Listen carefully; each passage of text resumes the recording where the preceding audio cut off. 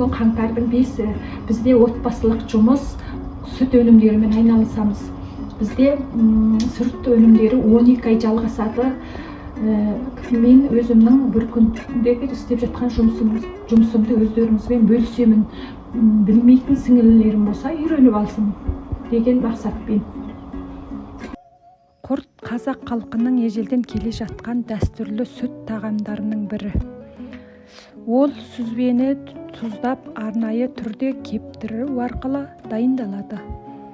Көшпелі өмір салты үшін құрттың маңызы зор болған.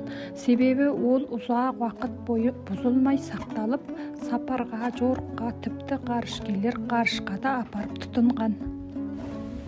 Құрт дайындау тек ас әзірлеу емес, ол үлкен еңбекпен шеберлікті талап ететін дәстүр. Бұл өнер аналар мен әжелер арқылы ұрпақтан ұрпаққа беріліп, қазақтың тұрмыс тіршілігі мен мәдениетінің ажырамас бөлігіне айналған.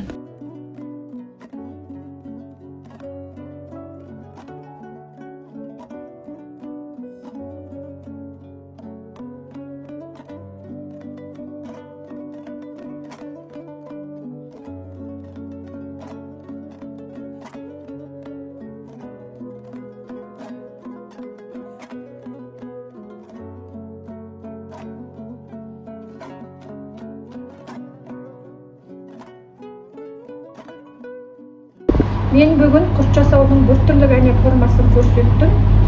Әлі де сүт өнімдерінің түр-түрін көрсетуге өздеріңізбен бірге боламын.